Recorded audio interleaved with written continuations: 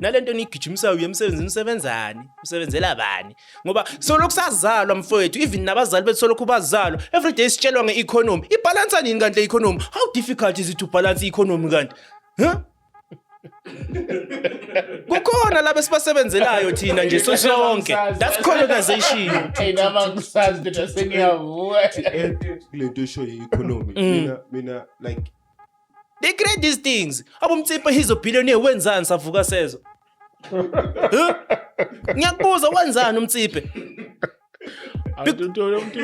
umuntu lo uneteam wathi yamsukela kumtsipe into yamanje le into yamanje asiqale nje ukuthi azabe umtsipe bafuna ukuthatha ini your soul that's why they invented i-Wi-Fi so that you do not detect yonke lento lena ugcina usuthi hey nami open minded manje yazi mngani wami lento lena lokhu sibhizi sinzonda nani ningabantu mfethu usho kumngani wakho gay yebo lento le udoti lento le into creative uzoyitshela ukuthi umcabango wakho wena kusumcabango wakho lento le into yenziwe lento lena it's a scam mase sifuna inkululeko hlalani ngani nasemsebenzini ngoba lento nisisebenzela siyiboni uRamaphosa uThabo Mbeki they have this thing yokuthi bathanda ukukhuluma yabona thina sithanda ukukhuluma ngezandla umuntu wakhona athi as a country we are moving in a way ukuthi the country is growing the economy is growing and everyone will benefit in this thing. Unamanga, he just crossed the fingers. You did not see. You did not pay attention. There's no.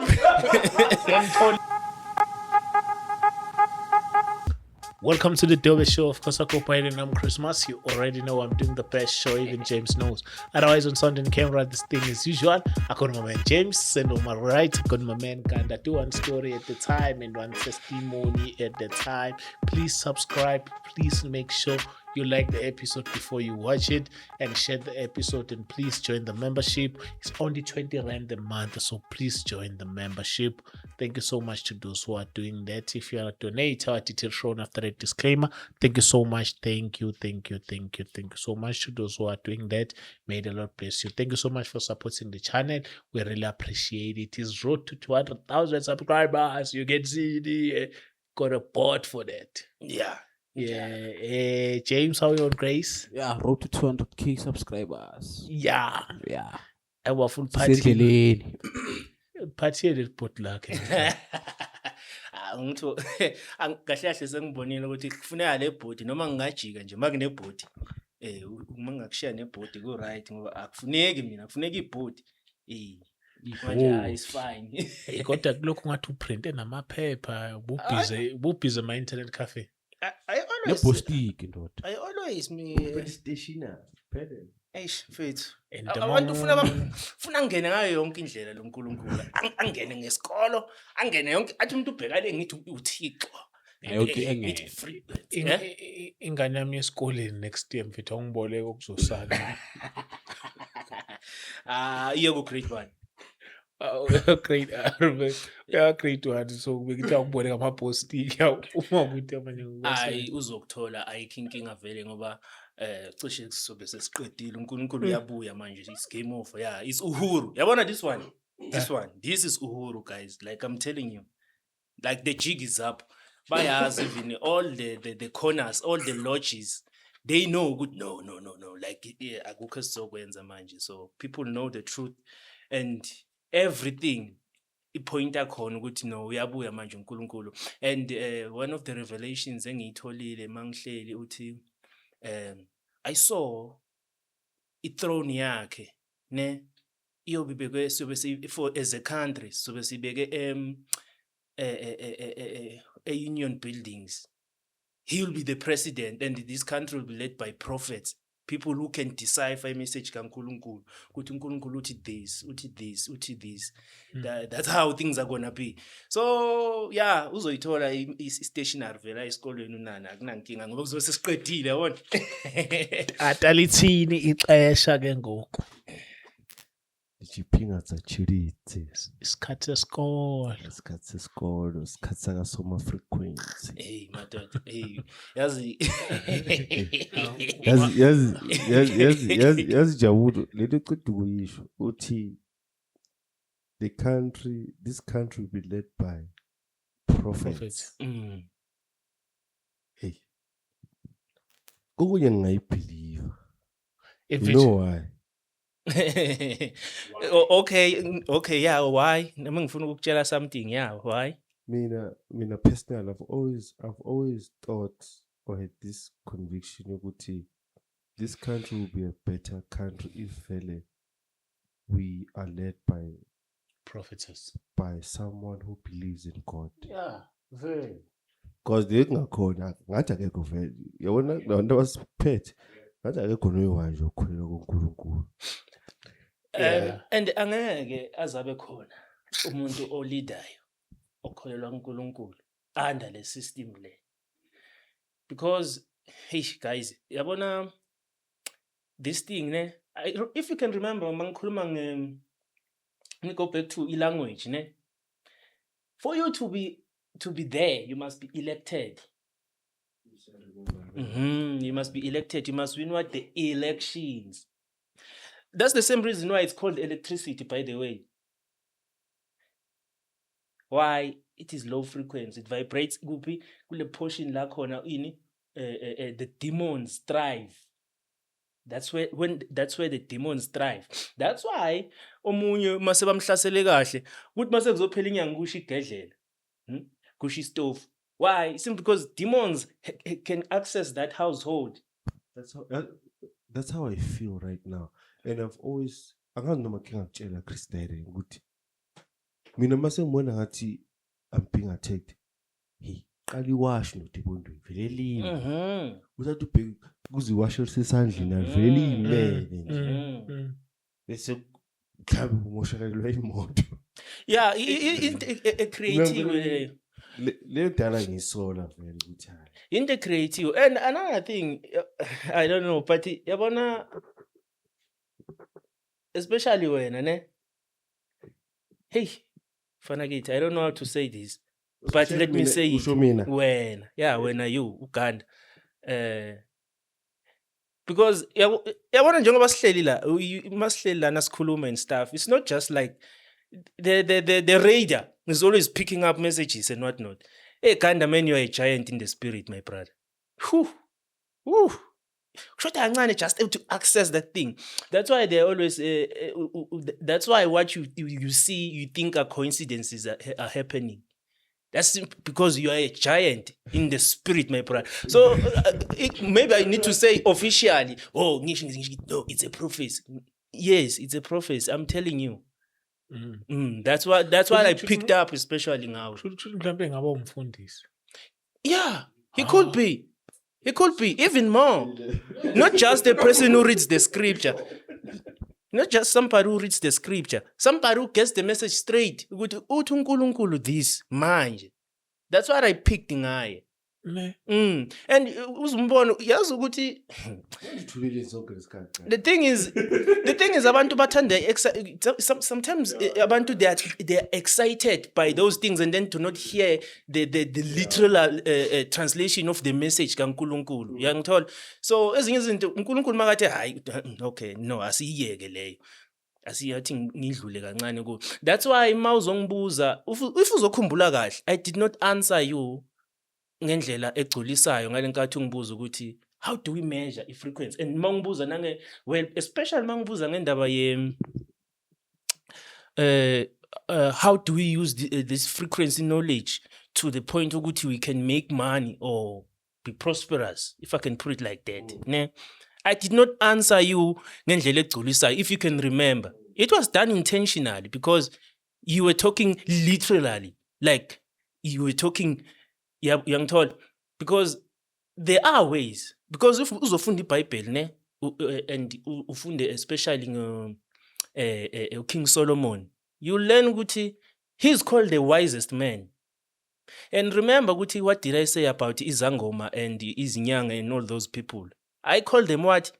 People who practice what? Wisdom. That's wisdom. Ne? It's just that the problem is they are low frequency. Mamati King Solomon was the wisest man to ever live. Uzofunda as you ufunda ngaye, you will learn ukuthi you see that the hexagram gusta kule flag yakwa Israel. Yeah, this fake Israel, this one. That sign means he who controls the demons. That's what that sign means. King Solomon beganamandla because he understood. Beganamandla and the wisdom of kwenzani ukuthuma amademoni to work for him. Wona self to work for him. Ukuthi amsebenzela athi wena uzoba ngilo. You'll also learn ukuthi mase ufunda what you call the sigil, SIGIL. That's where he even drew the demons. Because ubekwazi ukuwabona and ubewazi ukuthi lo elokwenzani le elokwenzani ngizoluthuma, they will work for me. That's why he was also the richest man. He's ranked the richest man. History and scholars debate between yena no Mansa Musa, ne? But they knew the same thing, both two.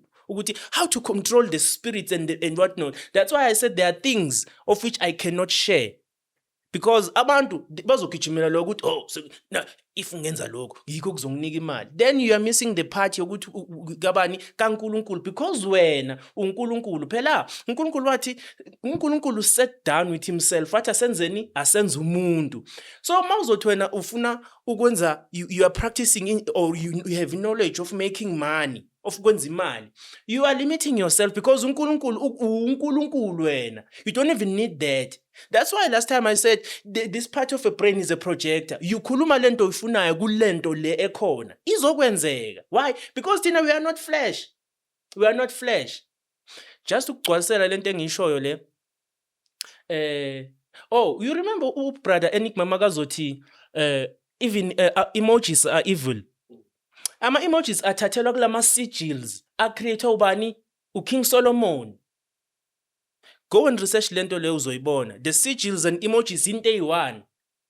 As immediately lokhu busy ushaya ama emoji, maybe ushaya ehlekayo kulona, ngapha ushaya ekwatile kulona, ngapha uthe I'm freezing. That's a pattern. You are creating a code, a portal for the demons to operate in that space, because they are they are sigils. I don't forget what I'm saying. Then kubuya kule ndaba lena tukugcwalisela na you just touched indaba na before you started recording indaba ukuthi Nigeria discovered oil before Saudi Arabia. Ne? The reason why Nigeria is in kule nkinga ekuyo and as Africa ikule nkinga ekuyo, they create the narrative so that you think ukuthi inkinga is because black people are not smart enough, or black people they do not understand, or maybe it's culture. Wealth is about culture, or wealth is about race, or wealth. No, that's what they want you to believe, because they are on a mission.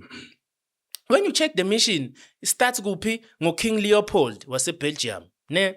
He's the man who ngathini who waqala ini colonization. Then they met bonke, the German, the British and whatnot. Ubabamba le meeting yabo 1881, 83, somewhere there. The meeting with okay, how do we colonize Africa?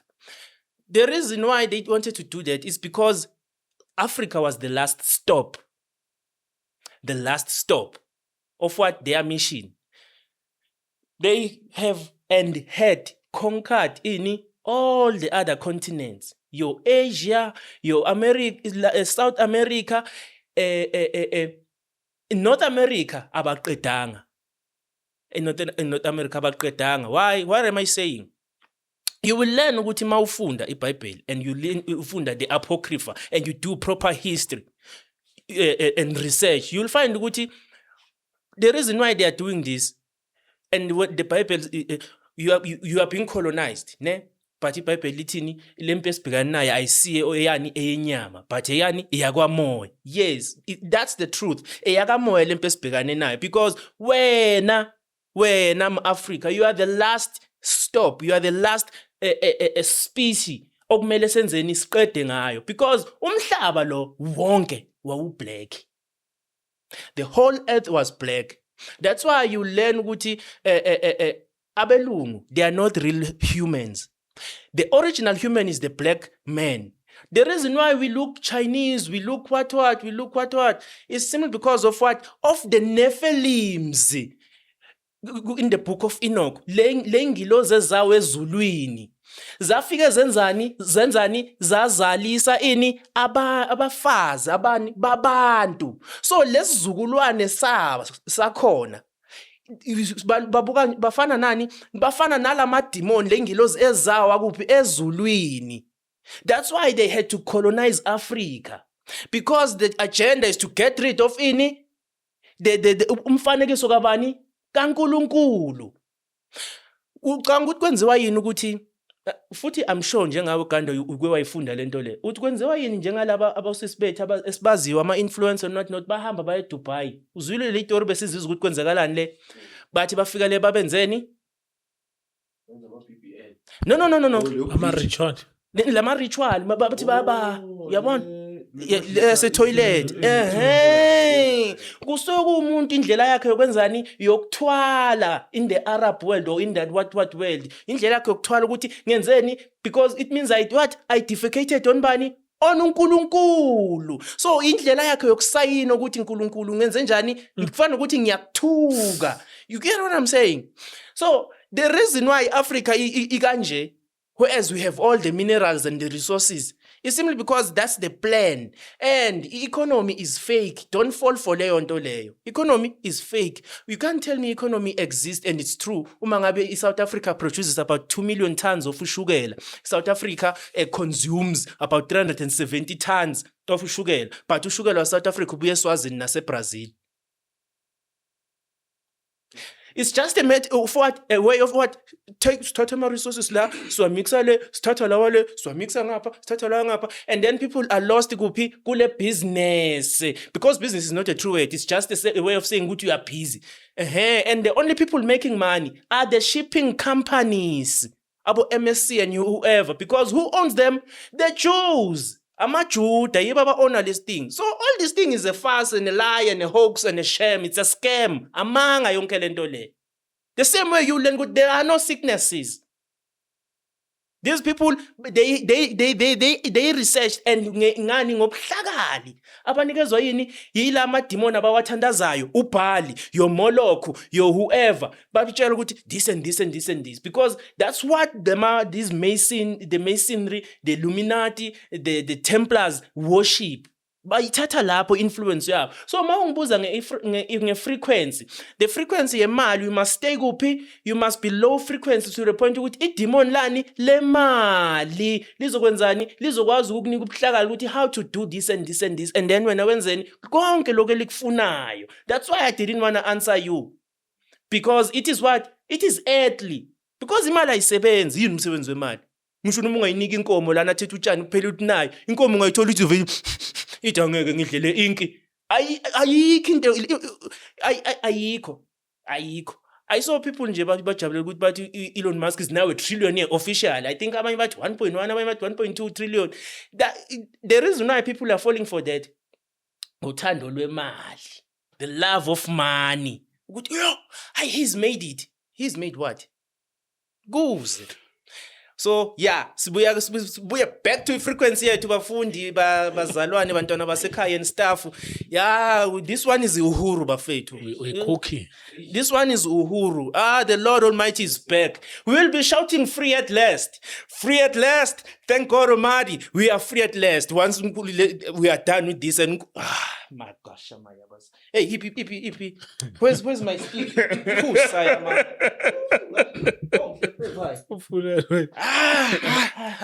Ngiyakwazi ukukhuluma ngama-tongues. My man, mina I discern. And I know the rules asezulwini. At the courts. That's why ngingasablut, because angeke bangibulala, they can't do nothing. The jig is up. At first I was like, no, these things are rules. That's also one thing engizoyifundisa in terms of how to, if you are down spiritually, how to decipher especially the politicians, kuma interviews. There are signs they must do, they must perform.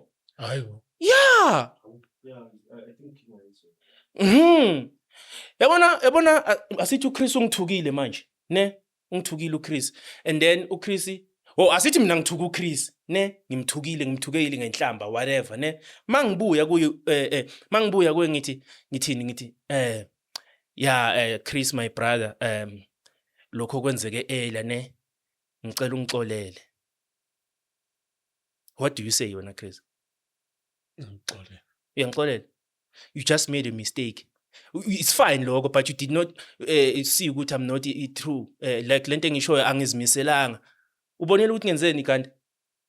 Ubonile? What did I do? All along I was talking khuluma ngithi Chris my brother. Angithi you are my brother, that's true, angithi? Konke lokho engikwenze earlier, that's true, angithi? Ngicela ukuthi wenzeni? Ungixolele. Did you see what I did to my finger? I crossed my finger just by the time ngithi ngicela ungixolele.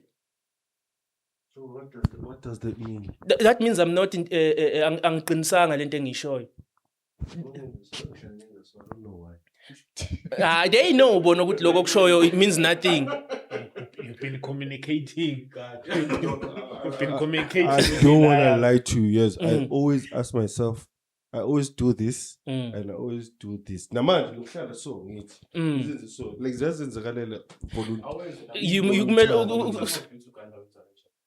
oh lelo So ziyakrosana. I think it's something like this. Yeah, something like that. Ziyakrosana so. Those are one of the things of which you know ukuthi whenever you do something voluntarily, that's when the spirit is in charge. That's when the spirit is in charge. And then noma school man primary. Bekunale nto ukuthi cross The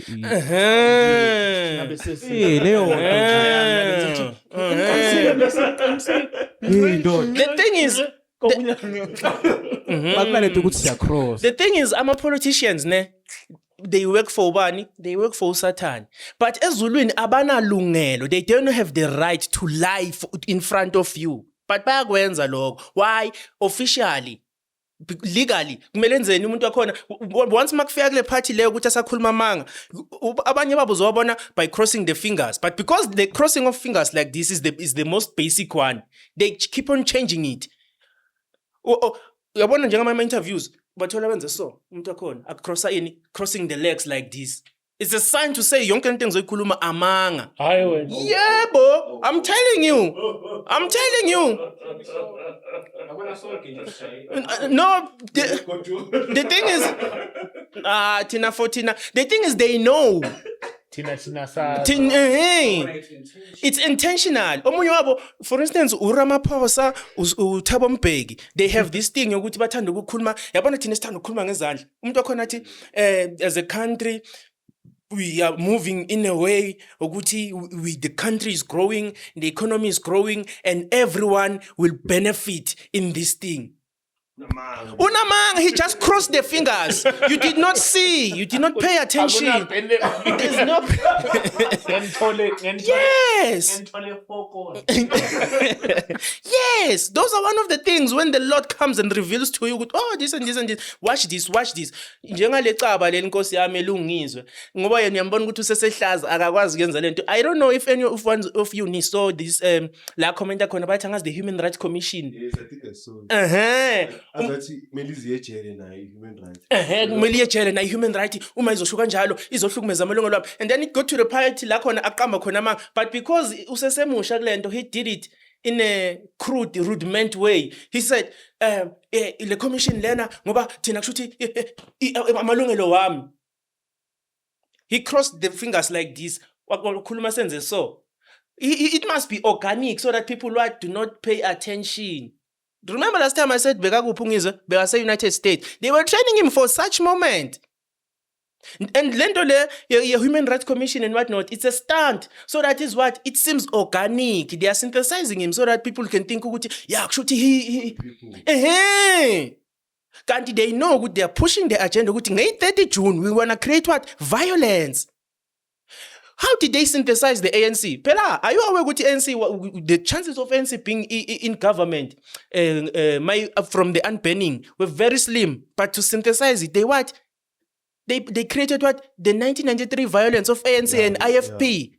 IFP was used by Enzo Mandela kube ngathi ushuthi when this violence happened, ain't khona la manje bamisa khona SABC. Ukhuza. They synthesize them. They make the people good to believe good. It won't fall. It's magnet. Oh, they create they make those things good. Okay, and to make sure good, ANC has the majority, whereas the ANC, I believe, after unbanning was probably what with 200,000 or 100,000 registered members. Ne. IFP, I think I'm not mistaken, we kitchen magoma 3 million, 4 million ngaleso sikhathi leso members. Because it was not banned, obviously beyivumelekile ukukhankasa and stuff. To make sure ukuthi ANC is the party ephathayo. But they formed what? The tripartite thing of what the ANC joining forces with what? COSATU and what? SACP. Orlando Obani, Blaine Nzimande was by the face of what? Of the SACP. Whereas SACP all along was a white party. Party yabelungu, the Communist Party. So they synthesize these things. So they bet on what? On volatility. Simazonzo. And then when you think, oh, that's organic, that's also something we'll touch when we are discussing about what we call the Hegel's dialect. Hegel's dialect is thesis versus antithesis is equals to synthesis. Meaning something against nothing is something.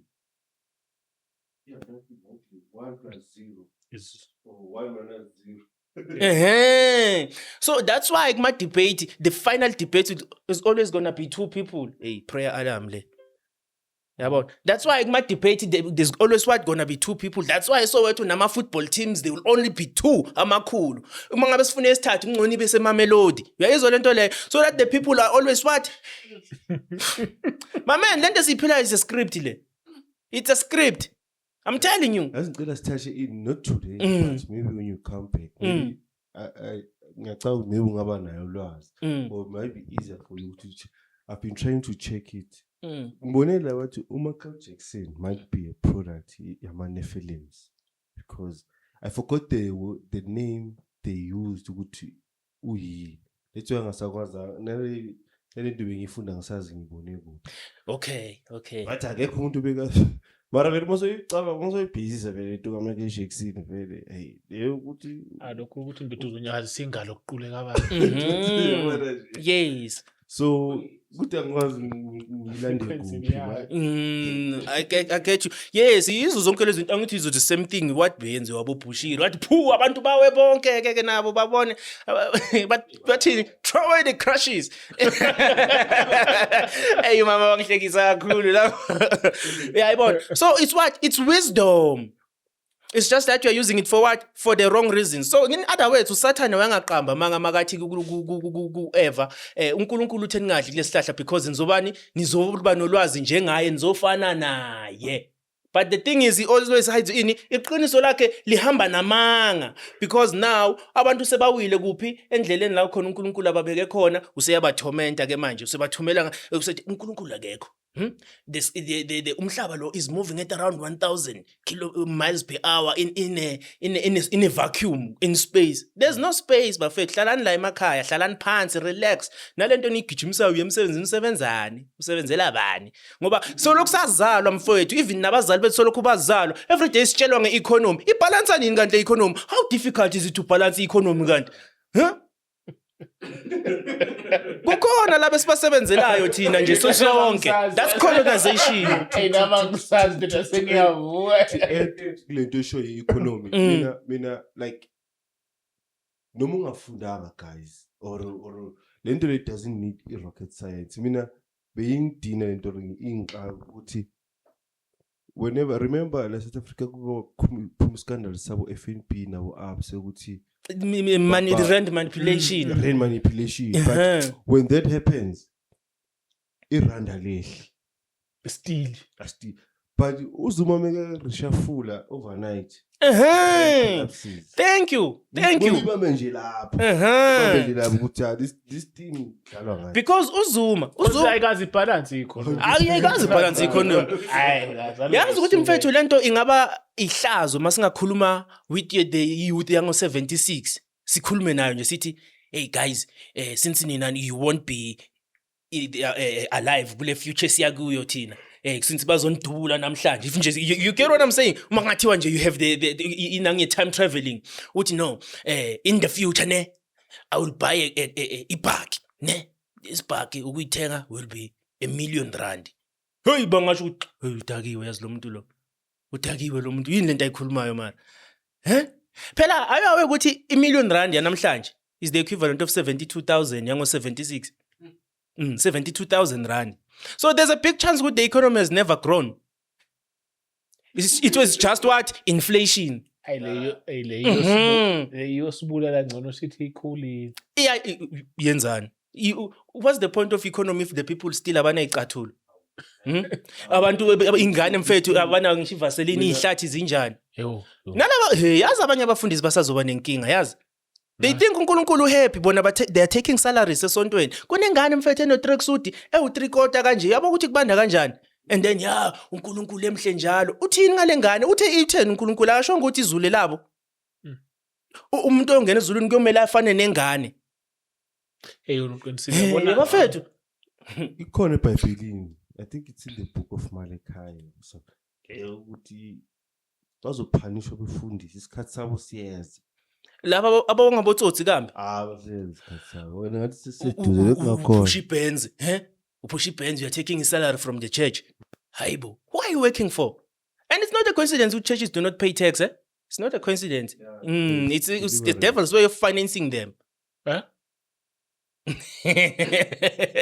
indlela kaSathane yokuwaxhasa ayibhadali ababushiri they were making abuma izili nje uzokuthi kunomama odonate ngepension yakhe yonke she was a teacher or a nurse kodwa lokho kwakumele ngakuvumi kubushiri lapho lento ukuthi mfethu but nami ngomfundisi mfethu uma unomfundisi oyinhliziyo umuntu ethuletha i-writings i-pension fund yakhe yonke kumele ke ngiyekhaya ngiyobona ukuthi isimo sinjani if ngomfundisi wempela ngomjeshi yazini ngiyajabulela ukuthi uyanikela uyangikhathalela kanjani but okwamanje bamba imali yakho u-invest it's the wisdom yile wisdom is the frequencies they were worshiping lama demon wemali amademon abanikeza ubuhlanga ukuthi no ungawari if labantu baspray nga this thing yabo njengale ntelezi kaphakela umthakathi le abantu ke sebavuke ulaka ke umunye ufuna ukugibela i-street light you think that's patriotism or ay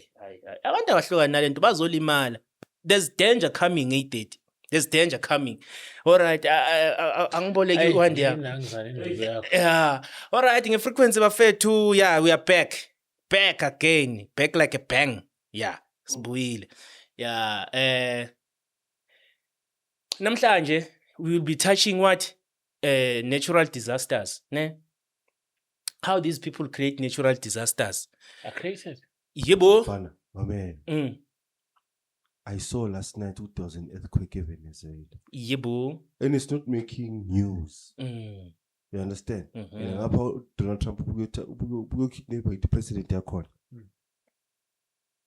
The day before yesterday. Nibonizo de sugut bugne. Oh maklali game France. What moment of silence for earthquake in Venezuela. Oh, Venezuela earthquake yenzeke nini wayesingazwanga.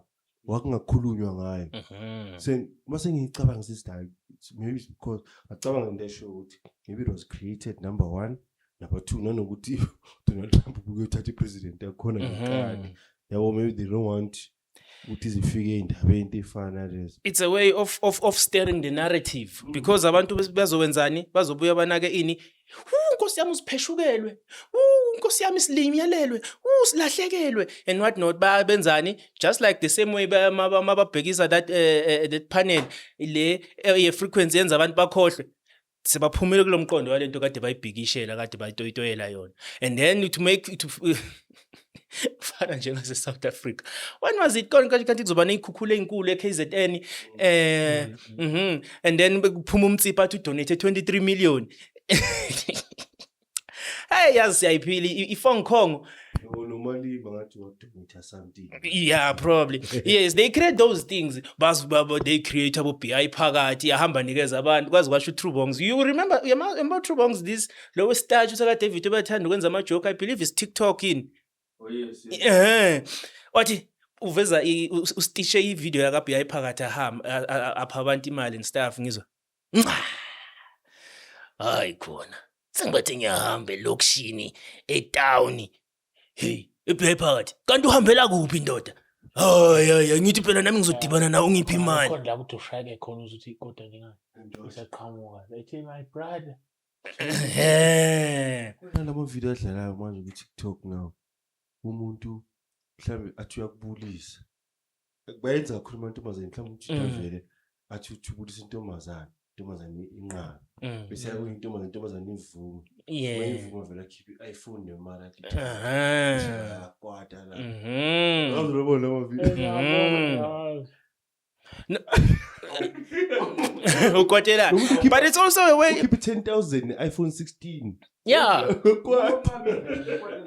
Hey, that's the same way they find about Mr. Beast and whatnot. Obhi phakathi laba didn't he win an award? Ubhi phakathi. You didn't see ubhi phakathi avela afake imask or whatever it is lento leyo abayigqoka yini balaclava azo accept iaward yokuthi he's a humanitarian or what not. What are these awards? Is it art or is it summer or amasummer? They created a category especially for yena. Because what? He's their person, umuntu wabo. So that when you think there's hope and then you do not revolt against the system. They create these things. Abumtsipa he's a billionaire wenzani savuka sezo. Ngiyakubuza wenzani umtsipe? Umuntu lo uneteam ngathi uyamsukela kumtsipe. Into yamanje asiqale nje ukuthi azabe umtsipe. Uyithenge ngemali ayithathe kuphi? Okay siyavuma uyithathe ekhikhini lakhe kodwa le efake le mali ekhikhini lakhe the first one wayithathapi. Umtsipe is synthesized. Umtsipe is something they created because umtsipe we will learn ukuthi iARM African Rainbow Minerals Ropezov, you know Ropezov? Even Ropezov said that story because what was the mining department of the Anglophile company. They gave him the Anglophile. He's just a person. He's a president actually. Yabo makuthiwa you are white, you are what you call this, a house nigger. He's just an Uncle Tom guarding for them. Akuna billionaire nix la. Yebo ngeke lalanga kahle but ukusalayo azisize zakhe. He knows very well ukuthi azisize zakhe bano Ramaphosa bake benzani savuka sezwe futhi ke no cupcake imali sofika uzogcina ngaloko buka baze bamtshontshele nemali ezofika ngikhombisa ukuthi ibhari ukuthi uyibillionaire. Athi ngibuze wena asithi uyibillionaire manje. Ungafuna impilo enjani? Would you want to be a president of a country, especially a country so? These people are chasing power, dog. But like I understand me. Yeah, imali kuba isho nothing. It's part of the plan. Ukuthi lo muntu simenza ibillionaire. Because we know he'll be a president because what? Because what? For the love of money. People bathanda imali. No, he is rich. For the fact ukuthi bathanda imali, they see him as a opponent. And to make sure ukuthi the money part sticks. Sizowenzani? Sizothi uZuma kafundanga, uZuma wenze this. Because Jacob Zuma was a mistake. On their side, he was a mistake. They didn't plan for him to be president. They did not. But ke wazama ngaleso sikhathi sesenama the real compre.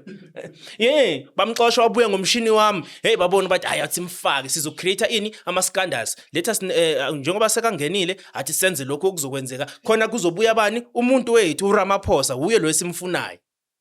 Bathule duma. Ubuye nini Ramaphosa akabuyanga ngethenya kaZuma? Ubuye ngaleyo. Ufuna ukuthi umtsipe manje.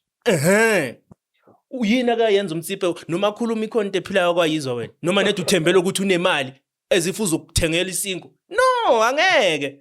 It's a sham and scam and a lie amanga lento esiphilayo. Kufana nale phela yazi lento uzuyibona ukuthi ngamanga ayowe ukuthi at some point even nale 3 million umtsipe akuthiwa wadonate ngayo to ANC for those that natural disaster. You ukuthi there's a big chance ukuthi azange ayikhiphe kwakukhipha ngaleyo mali. It's just that sizwe ngamaphepha. Because they own the papers. Oh, yonke media South Africa own by Naspers, Baba. And you'll never hear anyone criticizing Naspa. Abanye they don't even know what is Nespa. And it's the only one eyenza imali when South Africa joined the BRICS. Mayenza that merger and they bought shares, the stakeholding, what thing, go from 10 cent, say China. They are the only one who can say we benefited. Tina sonke next, why? It's a scam. It's a scam. They create natural disasters so that then they will send you a hero. Good, hey, lo muntu wasiza uzwelane nabantu wa donated 23 million. They create natural disasters. All right, good natural disasters. I think balelana. We will touch what? Natural disaster. Yeah, we'll touch earthquakes. We'll touch monsoons. We'll touch droughts. We'll touch floods. We'll also touch. Let me see which one. Yeah, even volcanoes and landslides and whatnot, but all those they fall under earthquakes. I can say it like that. Yeah. Yes. So yeah, I think challenge that fast.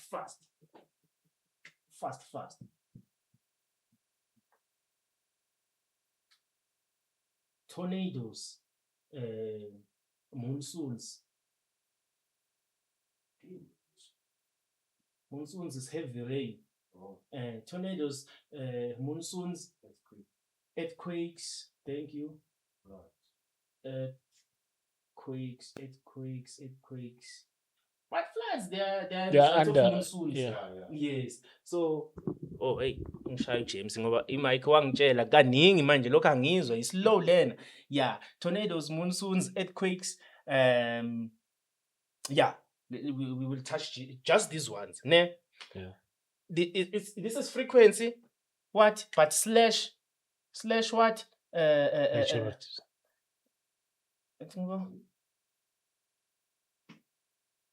Natural disasters. No man, there's a way to man. Yeah, all right. So you see how important frequency is. If they can create tornadoes just with frequency. And then they hid it, and you think you are a doctor, but you do not understand what is frequency. Umlapha njani umuntu ungazi ukuthi what is frequency? Uphinda umtshela ukuthi akayeke uswayi. Yabo lento phila is scam. Unikezwe nje frequency vibration. Yebo. That's the same reason why mangingabasa umlilo la, ne? Ngibasa umlilo la, ebese ngilanda isubwoofer. Angiphathanga extinguisher, ngiphethe isubwoofer, ispeaker. Nethi sithi kayi2, cimile lo mlilo loyo. Because it's what? It's low frequency. That's how important frequency is, guys. That's how important it is. So now, there's uma ngabe just as besakhuluma ngeoil, ne? Nigeria has oil, ne? And whatnot. Before we drill for oil, we survey. There's indlela abasurveya ngayo. I don't know ukuthi hey, because nale phone yami my documents and stuff ngikho creator maning over. There's a way of what of abayisebenzisayo. They use it could be microwaves, but it's also sound waves. Abawasebenzisayo, ne? These sound waves, they are of low frequency to the point ukuthi they are between 0 and 12. Maybe let me just say 0.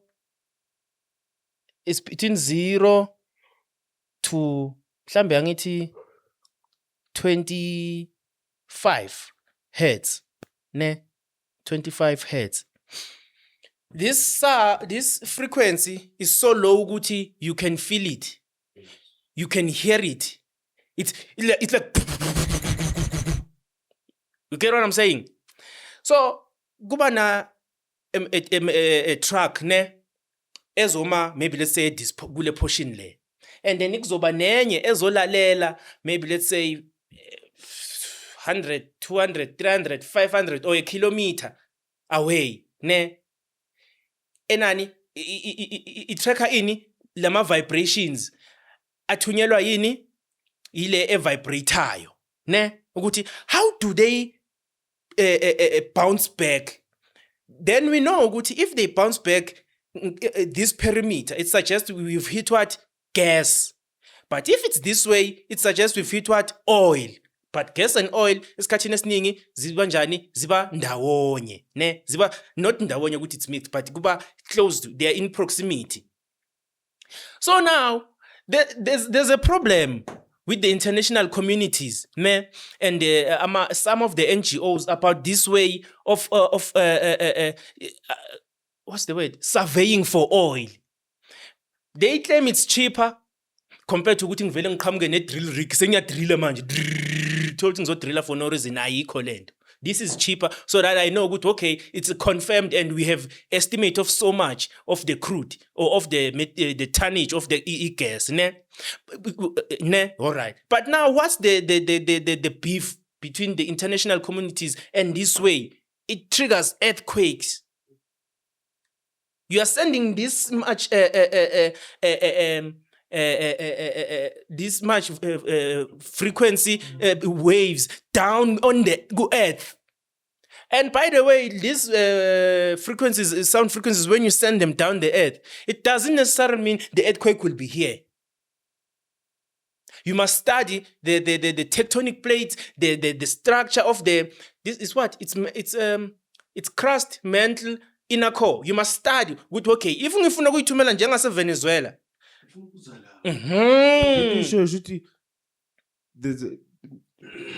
There's a possibility with the intercoastal earthquake is because now I'm thinking the president yakidnapwa, Trump uyangena sekafaka abantu bakhe bama vibration. The people angithi labantu sebenzani, they are revolting manje masekuzamazama umhlaba, the same umhlaba lithi uthini uNkulunkulu, I've secured the umhlaba.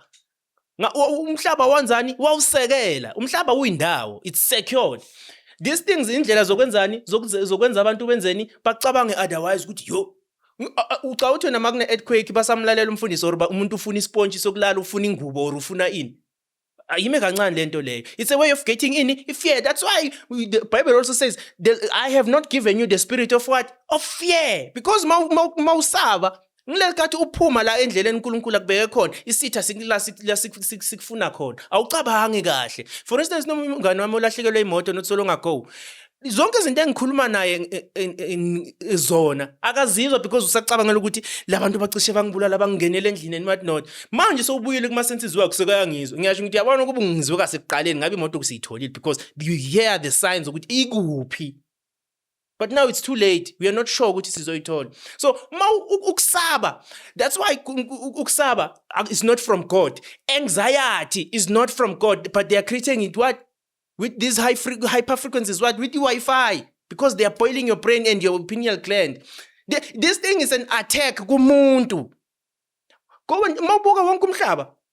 Ungizwile ngitheni? It's an attack kuphi ilwaneni? No, kumuntu. I did not say people. Umuntu is human. Yithi the human. That's why you learn ukuthi those black Americans, it's just maybe 10% or 1% of whom their ancestors came from the Atlantic slave trade. Abathathwe eGambia, wagijeza umkhumba mixwale. The rest they are native there. Ilaba basala when the Nephilims procreated, created the Indians. And which today we call the Mexican. Ne? They're part of the people who survived. You are the image of God. That's why kumele kuqedwe ngawe. You will also learn ukuthi futhi uNkulunkulu one of the days masihleli wathi kimi yabona hey ngiyisaba imishado ezoba ikhona mase ngibuyile. Hey abantu bazobashada left and right. Hey kuzobe kumshado ngapha nanga mfethu umncwabo sibe singcwaba ngabo ma 6 ekseni. Yabo leli abantu abadala bencwatshwa ngo 6 mfethu ngo 7 kuphelile. Yayibona lento le. Because isijahelo sizobe sijahelo kuyaphi? Kemshadweni ndoda ziyawushaya kushada umngane nami ngapha. Why? uNkulunkulu uthe uzoqeda nale lobolo elidakiwe leli lase KZN. Because le lobolo elidakiwe la namhlanje umuntu kuthiwe uzobathi ulotsholwe ngo 100,000. Ilobolo leli ela createwa ubani? Abelungu, uRob Dan. John Rob Dan. You remember ukuthi when they took over is Zululand. Ba kidnap ubani? uKing Cetshwayo. Bamthatha bamixa kuphi? Over le England. Then masekabuya iadvisor yakhe umlungu uJohn Rob Dan. Iadvisor yakhe. Advisor le yiye yasetha ini i-standard of ilobolo kwathiwa is what 11 cows. Lento abantu abadala bebanganandaba no because ngifuna umntwana mamlobolo imali eningi ngifuna ukuthenga amasofa yini. No, thina sijabulile ukuthi sesinomndeni. Uyayizwa lento le? So now uNkulunkulu ngizoqeda ngalobo lelidakiwe leli abantu bazoshadana nje kahle. I'm not sure maybe kuzoba u5 cows or kuzoba ungakhi, but it's all about what ukushadisa labantwana because njengoba amadoda adakwe kanje bheka abafazi mfethu ukuthi bahlupheka kanjani. Bagcwele yonke le ndawo abazi nokuthi liphumephi, bakufake izinwele ezingaka ezireflectable nefilimu, bangama influencer mfethu bambe bayo Dubai bayobenza zonke lezi zinto lezi. Iye yonke le chaos nje abayidalile le. Eyashimile abafazi. So no Rob Dan, he was the one of the agents sent to what to destroy the family structure. Because awusakhona ukulobola, sizothini la khaya angeke uyitholele ngani. Awuhlawulanga, awuqedanga ukulobola and what not. And vele uzozithatha phi inkomo ezingaka? Uzozithatha phi? Usenzele amafemi singikhiphele nama-100,000. Uzozithatha phi? Umntwana akasana baba manje. And then to Rob Dan lo got rich, very rich from lento le because ugcine sekenzani sekuyo owenzani oshonisa abantu ngeenkomo. Yeah. Mangabe uyashodela ufuna ukulobola uze ngapha ngigcwalisele hambe yelobola. Suyangikolota. And to make matters worse, he ended up having 45, some is 45, 46, 47 wives wabantu abamnyama. Abafazi bakhe. Waba no 1, waba no 2 wabantwana per wife, per mfazi. Before ashona ngathi bekana 106 or 100 bani wabantwana yena uRob Dan umlungu lo. That's why amakhaladi mawumhlophe ngiqhamuke eNatal, there's a big chance igazi lakho igazi lakhe. This Rob Dan lo engikhuluma ngaye. So the attack on the black skin le uNkulunkulu ayenza phela ayawe ukuthi human man means the one who thinks. And then Hugh, when you apply terminology, he means who is humble and is humble enough. What's the word? Reflects the ground. The ground is brown. Njengawe. So you are the original copy yomuntu. That's why when ilanga liyakuphilisa. That's also what we'll touch on frequency. Soon, 5-10 minutes. Ngizobe sengifikile kulento engishoyo. You will learn ukuthi ilanga li healthy. Mawugula nje ukuphumele ngaphandle ukushaywe ilanga uzophila because ilanga liwumuthi lilodwa. uNkulunkulu wayengeke adalele umhlaba ubeyiphutha ube nemistake engaka. Ukugula lokho abacreateayo lokho. So okay, these are earthquakes. Then monsoons, when it comes to monsoons, there's even evidence I meant to say ile nto sengiyalikhumbula legama bengicishe ngathi natural disasters. Ngifuna ngithi what?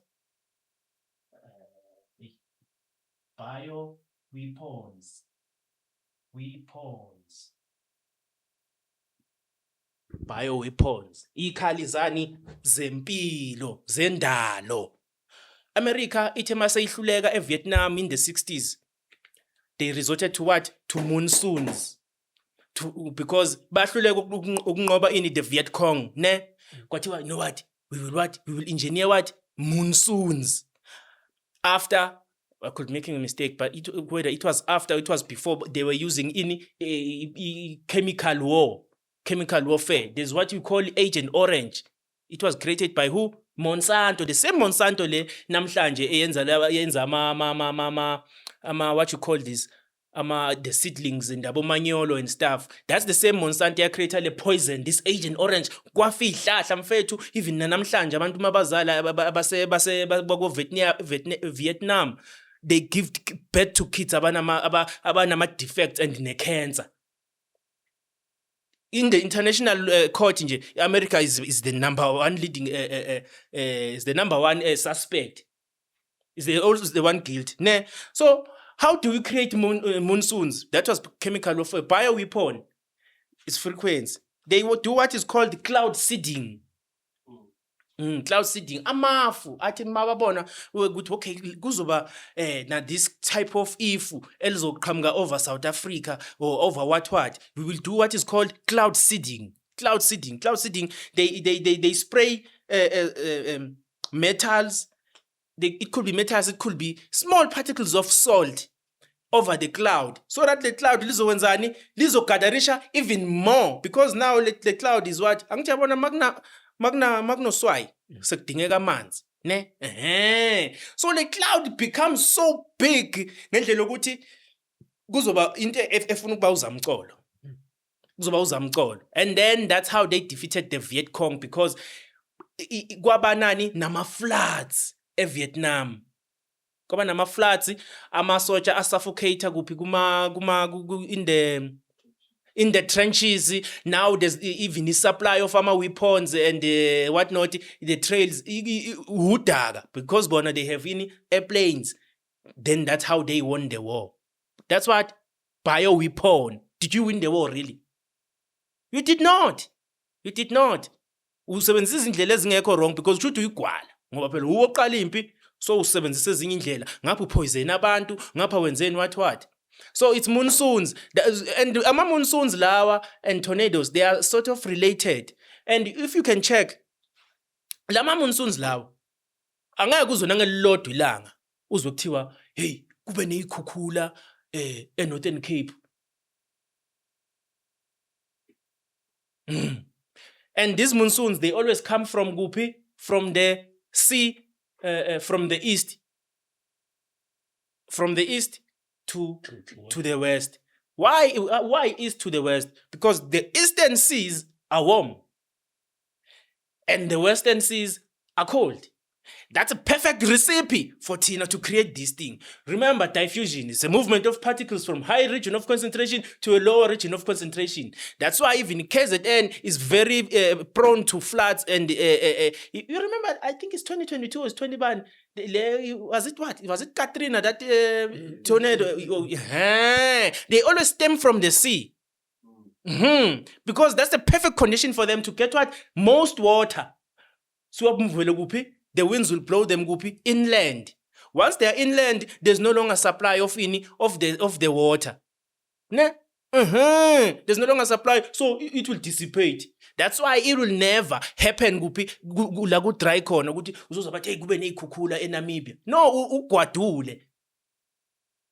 It's always these low-lying areas next to the sea, your KZN, Cape Town and whatnot. But now there's also a threshold of where they get to do it too much.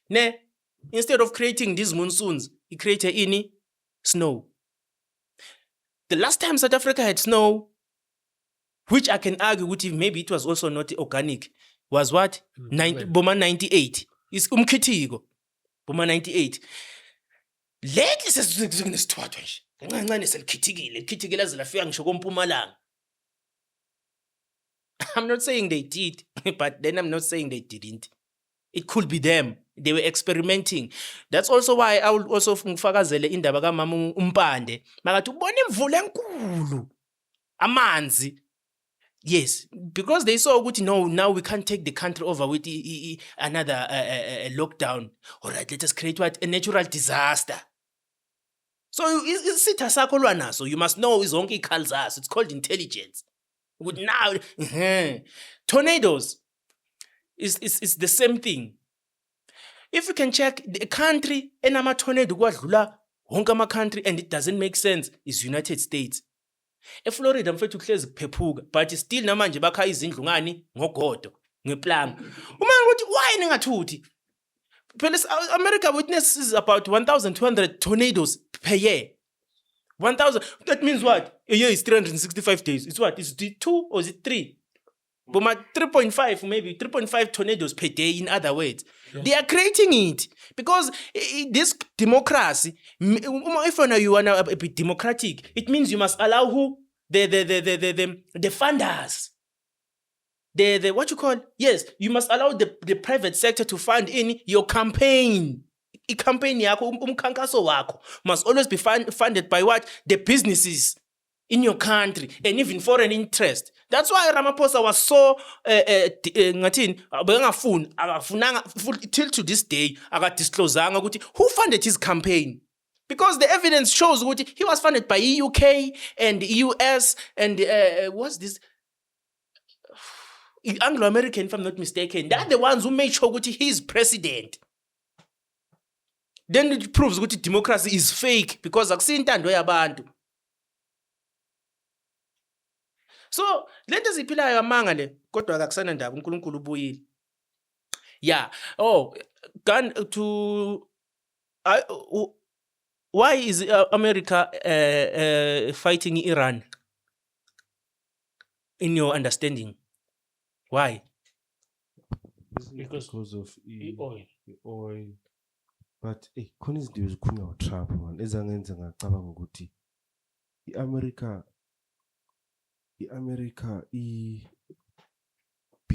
wants to behave like uNkulunkulu, like unalento lokuthi Trump unalento leyo ukuthi ufuna or ngithi America bathanda ukuzenza boNkulunkulu ukuthi basiportray as the saviors, and yet ngazi batshe ukuthi asiboni ukuthi babakhosa yonke lento le. Because after Cold War, the world was supposed to be what? Peaceful. No, but then they go in to say, we're fighting terrorists and whatnot. Okay, azikho lapha. The reason why, if uzokhumbula, I also said, ukuthi akunandaba ukuthi yini lento esicabangayo, akunandaba ukuthi sithi yini lento esibhekane nayo. Le mpe esibhekane nayo still yiyo le yaseBhayibhelini. The reason why America is attacked Iran is because benzeni bashisa ini istatue sakaBaal. Yeah, nginga imention ukuthi mina I saw hayi man ngibone kuphi. I think Iran she statue seBaal, then is the Baal statue. Israel yakwata. Because Israel iflag la khona lithini? Iflag la khona lithi we control all the demons. Even iringa ka King Solomon in that thing which gave him authority over what? All the demons na yonke imoya emihle. Akhumbula Chris, I want to ask somebody la ukuthi is Israel there? Lawanda Israel yamampela. Oh yamanga. Because yamanga. Le ikhona bafethe indaba lento kaBaal. Iran ishise istatue sakaBaal. Israel yathi nishise istatue sakaBaal. Zonibonile. Kwathiwani kwaqanjwa manje kwathiwa they are on a mission of acquiring nuclear weapons. So Israel kahle uyini Israel? Asikhuluma ngento esiyibonile yenzeka. Israeli usathani. Lo Israel okhona usathani. They are not even Jews, those people. That's why nami iqale lapho le question kakhulu ukuthi labantu base-Israel babo bani kahle because lento yenzakala lapha. They come from kuphi? Ku-Soviet Union, because there was no East, no West, ne? And there's no China, there's no United States. Lento iyi-one. There's no politics. Politics is a farce, it's a lie.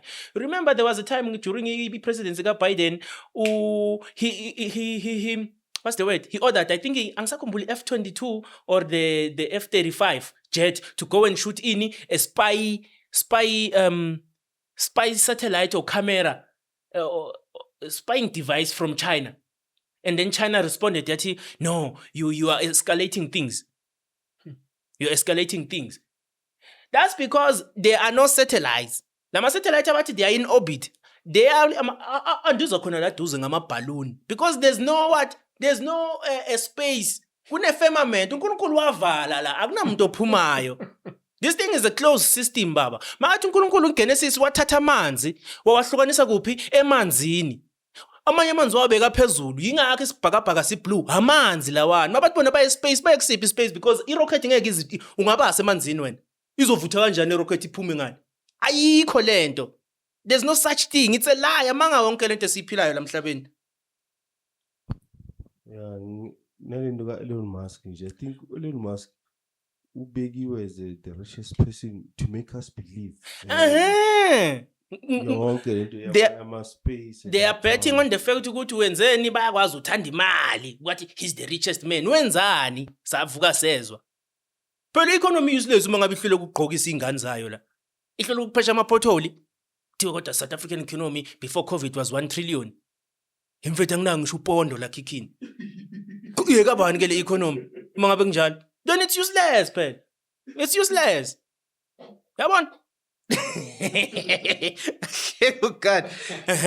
That's one. And then in 9/11, United States went to Iraq. Ne ukuyobulala abantu base-Iraq yenza yonke ukukhohlakala lokwana baqamba amanga bathi uSaddam Hussein use-Iraq because Osama bin Laden basola ukuthi use-Iraq, whereas i-9/11 ya-createwa yibo. They came across the information ukuthi Osama bin Laden ne-Al-Qaeda, they are planning this. Then bona they implemented it. That's why lama buildings lawana awazange ashayiswa ama-plane exploded. There were bombs inside. Yabona? So they were creating logo for it so that bazoba nesizathu sokwenzani sibe ku-Saddam Hussein, because Saddam Hussein now has what? Weapons of mass destruction. 1, akanazo. 2, amanga wesibili kuthiwa yini? I-oil. The truth is behind all these 2 lies. They always use what? 2 lies. So mawukuthola lamanga lawa uyitshela ukuthi uthola iqiniso. Izathu esithathu. In the late 88, 89 kwa-discovery share ukuthi when Iraq wanted to build a landing strip or i-airport ku-desert yabo, they discovered ukuthi kunani? There's something there abangayi-understand mabanange-radar. Ne? There's something abangayi-understand. There's something la. And then it came to the ears of America. There's something abangayi-understand. Kwathiwani yathi France sifuna uku-investigate lento le bathini bona. Wathi uSaddam Hussein wathi, "Hayi, this is a republic country. Why must a foreign country come and investigate in my country?" Okay, asithini unama weapons of mass destruction because we don't know what he has. That's why it's also necessary for Dave Chappelle and Jamie Foxx to do that skit. The Chappelle show, whereas Jamie Foxx is what? Is Tony Blair, and Dave Chappelle is George Bush, whereby they negotiate. Again, we do not know what he has. It could be anything. That was the only truth they were saying. But the only part, Maseba move away from logo, when they saw Tony Blair, to prove what lenta show ingamanga. It's just that people did not decipher lenta show. But then again, it must be said, we do not know what he has. Vele, they didn't know exactly what he has. And then they invaded Iraq 2003. But invade Iraq 2003, kwatholakala ukuthi senze kahle. Hey, phela labantu bebazobona ukuthi yeli iBhayibheli labo liqinisile, mase kuzotholakala ithuna lika Gilgamesh. Hey, kuzoba nenkinga. That's la i-America yafika yabuilda khona i-army yayo, because ila khona ithuna lakabani laka Gilgamesh la likhona khona. Gilgamesh is one of the giants afana no Goliath. So indlela yokubulala ubufakazi bokuthi kwaba nani nama giants la uNkulunkulu athumela khona uIsrael ukuthi hey kunani kunama giants lapha kodwa yilo nazo enginikeze lona. Yayizwa le ndaba. So America is always on a campaign yokwenzani yokuvimba lonke iqiniso. That's why they own the media. Ukuthi this is the truth. No, so that you question ukuthi ukhona mara uNkulunkulu hayi khona. Hayi ngazathi lento yaNkulunkulu amampunge lena. No, it's the truth. But nevertheless, the jig is up. Oh, okay. Drought. I forgot to mention drought. Drought, how do they create drought? Iraq, ne? If you find the Bible, Revelation, mangaphose is chapter 16, ne? Kunala khona limention khona ukoma kwani kwe-Euphrates, the Euphrates, umfula i-Euphrates, ukuthi masakome wona. Hayi uNkulunkulu uyabuya vele ziyakhala. Yabona? They created that. I-drought yasenango, and people started to believe ukuthi into ekhona. No, akusiyo. Benzeni since 2021. Yeah, since 2021, if not 2022, till 2025, Iraq witnessed what? The driest years. Yaba ne drought because there was no rain. America was what? Was stealing the clouds. Ngoba usathana uzoluzonzani ukweba ukubulala nokubhubhisa. America yayintshontsha amafu wase-Iraq. Iwatshontsha kanjani ke? They were using Wi-Fi. Using this frequency. I was talking about. Remember what I said 5G does to your water? They were using it radar. Yabona radar, the one which they use to detect whenever there's an airplane in their airspace. Yes, they were projecting it kuma clouds. Then during le empile Iran is next door to Iraq, angithi. Iran shot their this weather engineering station. Hawu mfowethu, utshani bulihlaze Iraq. Hey liyani izulu. Abuyile amafu. Because Iran idubule le stage sani se-America la khona ebilokhu ixosha khona amafu ukuthi kungazoba nemvula kuthiwe i-drought. Ukuthi nathi sibonga ukuthi hayi vele uRevelation 16 usuyenzeka. Amanga. It's not the time. Manje isikhathi saNkulunkulu abuya abuse phezulu komhlaba. Hey, siphila amanga bafethu. Siphila amanga. Igijimile. Sithi 32. 1 hour 30. Okay, I think bo ukuthi all right. 5 minutes. 5 minutes, 10 minutes, yes, I believe. Yeah, athi ngenze so. Why ilanga li healthy for wena? Lo elimgulisayo ingoba kasuye umuntu to begin with. Ingakho ko i-cancer. Yes, that's why i-cancer iphatha belungu. Ngithi abantu abadala bekukhumbula amasikhulu bekhlela kuthiwa unezifo zesilungu. Kunezinto ezingaziphathi thina. Uma kuthiwa nje une-skin cancer uthi uyitholela ngini? Hayi, namanga. That's because you are not a real human being. You are not a real human being. Yabo? You are fake. That's why your skin vele isinenkinga nelanga. How can ube nenkinga nelanga? Lento ephilisa izitshalo mfethu and what not? I go. I go, that's the last one. Yeah, just ifunene. Yeah. Mawuthatha icolor black uyihlanganisa no white uthola ugrey. Mawuthatha icolor red uyihlanganisa no green uthola depending, sometimes it's brown, sometimes it's purple. Yes, ne. Yabona mawuhlanganisa lamakhala sinje sikhuluma ukuthi opende la bengikhuluma ngabo yabona mawuthatha enjani nje asithi mawuthatha ubomvu umhlanganisa no yellow uzothola umaroon. Yayibona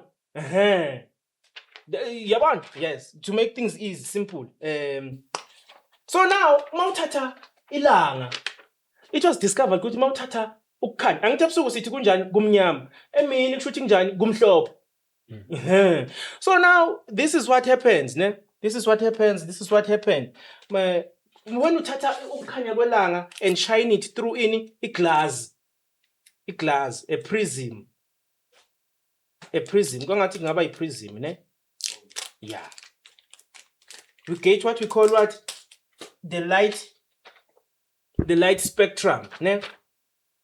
Ila uthola khona iqiniso ukuthi hayi man. Futhi in other words, u-white law is a confluence. Ukuhlanganyela kwemibala enjani? U-red, orange, u-yellow, u-green, u-blue no indigo. Uma ubahlanganisa kukunikeza this light. Kukunikeza umhlophe. That's white. Yabona? Athi sibone ukuthi iyanamathela ini lento phela. Iyazama. Yabona?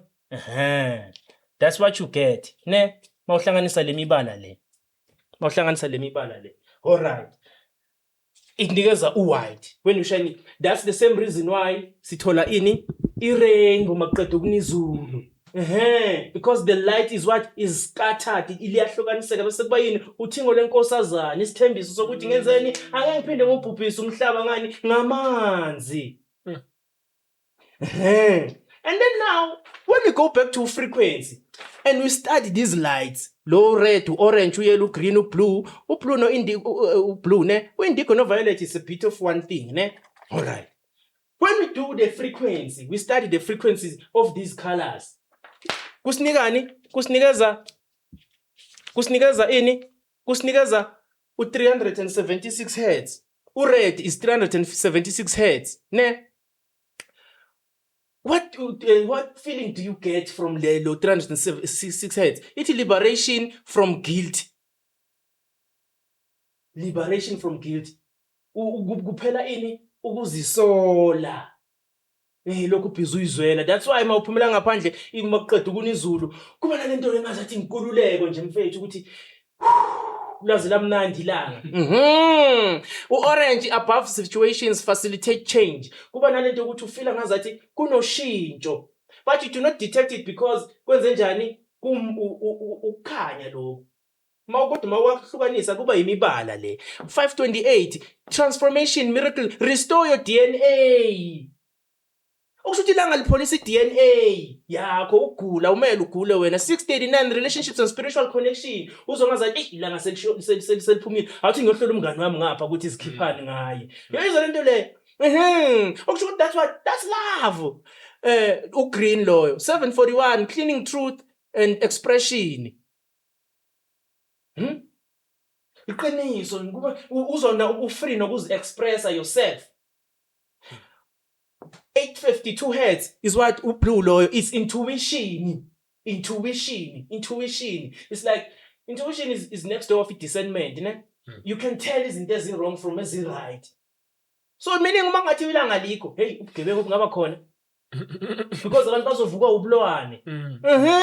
So that's why ilanga libalulekile kithi. uNkulunkulu wayidala by purpose lento lena. Ungasabi uthuka ukuthi lento is by design. uNkulunkulu usibekile la umhlaba awuzamazami bayi create earthquake. Akuna ikhukhula lana ezenzekayo bayidala lezo ikhukhula. Akuna space. Kune firmament. uNkulunkulu wawudala umhlaba wawusekela wawuvala ayikho into ephumayo la ayikho engena. That's why namadimoni angakhona ukubuya ngendlela yokuthi abuye ngemzimba ngoba azongenaphi kuvaliwe la okokuqala. Noma ngabe kuthiwa lemzimba bebanayo ngoba abanayo. So that's why bafika bezonzani bafuna ukuthatha ini your soul. That's why they invented i-Wi-Fi so that you do not detect yonke lento lena. Ugcina usuthi hey nami open minded man yazi mngani wami lento lena lokhu sibhizi sinzonda nani ngabantu mfethu. Usho umngani wakho gay. Yebo lento lena.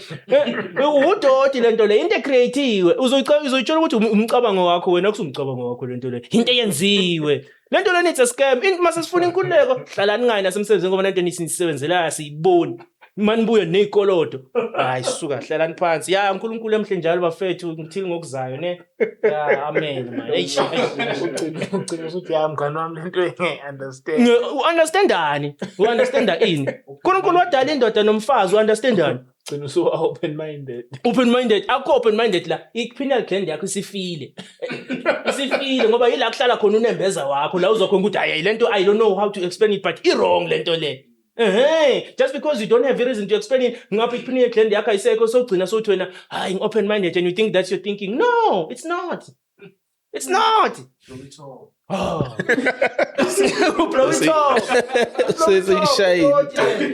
Shahidi top. Anizwile bafethu sisishayile isikhathi yeah and by the way there was an episode besiplane ukuza noma my sister uthethi number ku Chris athi size la namhlanje we were here to debunk the lies about HIV. There's no HIV. This thing was created. But are you aware that you have trillions about now it's around 1 trillion of viruses la mzimbeni wakho njengoba uphila so. They are kept in check by the fact ukuthi uyaphila. Umphefumulo kaNkulunkulu de uphuma la khona seziqala zidla umzimba wakho uphuma impethe and what not. So maba ukutesta for HIV wena they just checking your viral count but decide ayi positive it's positive. Ngizohlala kanjani ngizoba negative kanjani ngoba vele I have viruses la kimi. It's just that it's tuswayini by what is called AIDS. But then AIDS mawibuza what is AIDS? It acquired. Yes, the first word acquired. Shuthi uyitholile lento. It doesn't exist.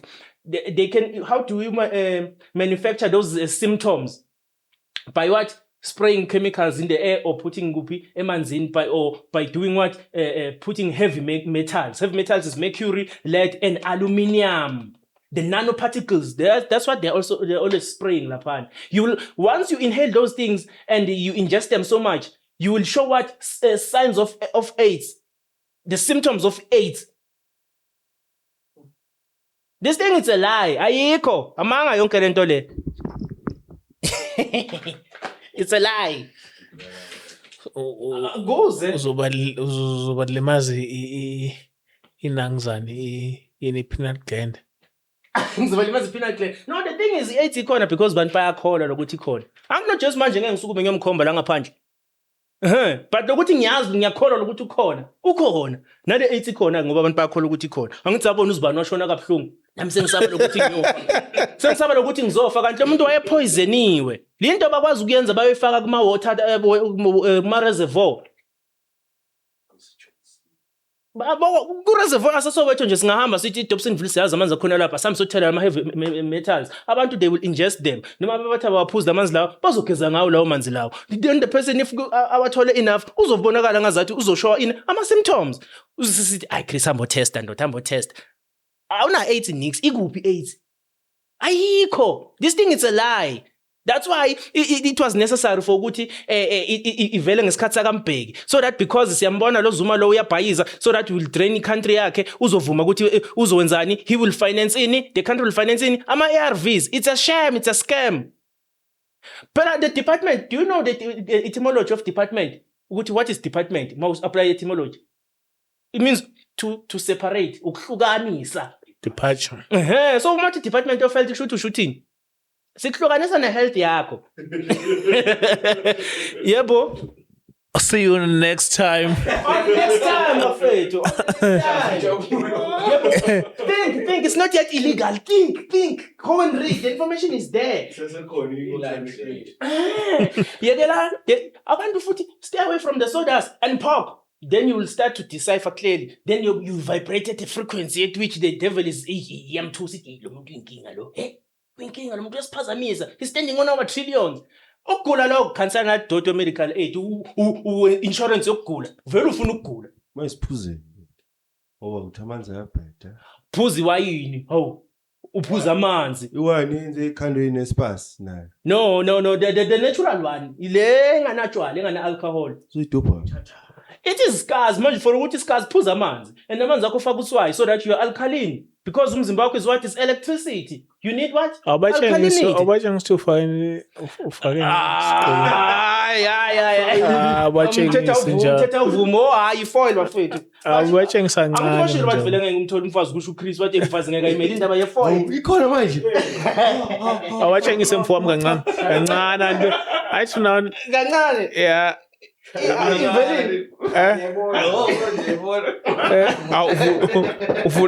Uvula kancane nto ithi abantu bezobona kahle. Phela kunabantu abadala emakhaya.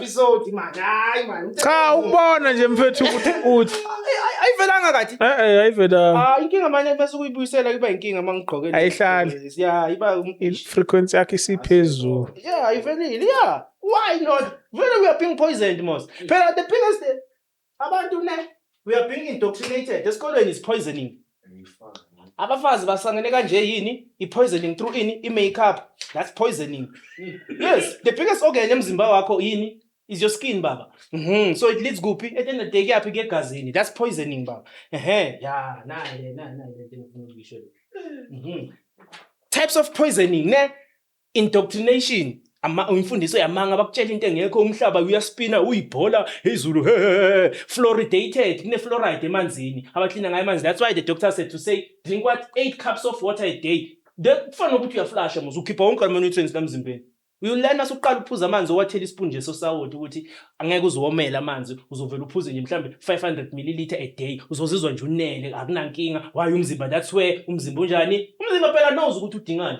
Hayi le ngqondo yakho abakufundise yona le vet nale death certificate abakunike yona. Ne medicated bakujove ngodoti. So sorry when you read Revelation uJohn uthini abantu they will learn ukuthi they are leaders, misleaders. But misled them from the truth through what? Sorcery.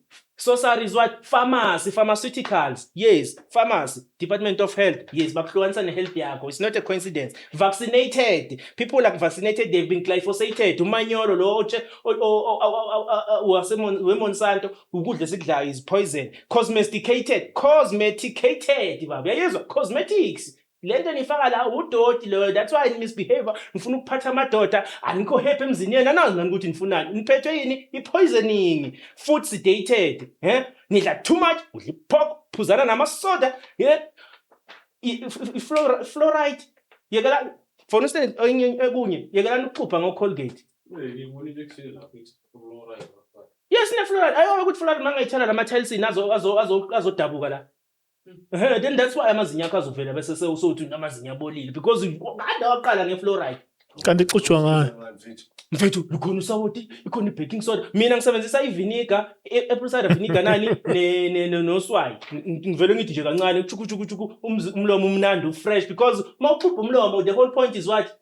Is killing ama-germs. How do you kill germs? It's changing pH, moving from acid to what? Alkalinity. Saphelile ama-germs. Umlomo awusanuki usufresh. Noswayi ngithi nje into encane nje kanje mawuchuku iphelile inkinga mangiqeda ngilumele iwathi cinnamon stick ixholo leli yabo. It is healthy for your teeth. Iphelile inkinga awu abantu abadala should bangachuphe kungekho i-Colgate. Yabo simple. Irradiated through Wi-Fi irradiation. Yes. So yeah. Awusiphathela ifoil mu. Hayi ifoil iningi man nala isitolo. Seyizobuya eMpumalanga ifoil le. And by the way bafethu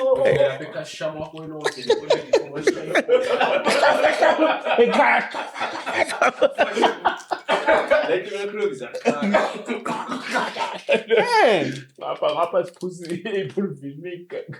hayi awuyiphuza uqubha ngayo uyiphuzela nje amanzi anosawoti because it's not like lento uyayithanda leyo ama cold drink. No, you are addicted. You are addicted. They create that thing so that you cannot quit. Bayifaka addiction. Yes.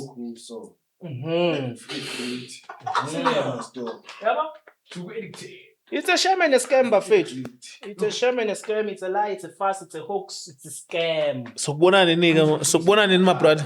My brother, I believe my sister manga hlanganisa into zakhe lo so that we come and share. But if not, then maybe a Saturday. Okay. Yeah. Hayi siyabonga. Yeah, Abalekile nama teachings eindoda. Babalekile nama teachings. Abalekile. Oh, abalekile. Yeah, bafethu on the comment section, ne, may put the questions lapana and then like the question, the top 5, I will answer the next time, ne? Yeah, mangibuya. Top 5 questions. Ngoba ke khona kunemikhuhlane ekivela ithi indoda wathatha isikhathi esingaka. Why angihamba ngobheka ama TikTok challenge? Azositshela ngithi ufuna ukusiphatha lona. Ufuna ukusiphatha lona. Hayi kahle asimbizwa ukuthi uzobheka ivideo uthi. So khuluma kabi kanje ngathi sithe Hamba ubheka. ngathi sithe thina akuphumi umuntu la siyakhiya la. Akuphumi umuntu ngathi mvalele uboshiwe. Hayi kahle ungasiphathi wena. Ngiyadala ukuthi uNkulunkulu ambusise bafethu. Amen.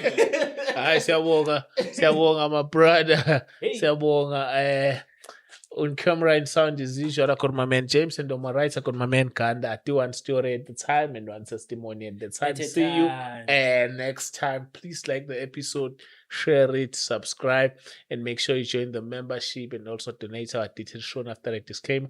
Thank you so much. It support the channel a lot. So thank you so much to those who are doing that. May the Lord bless you. Thank you at home. Stay blessed. Otherwise, yes, we out.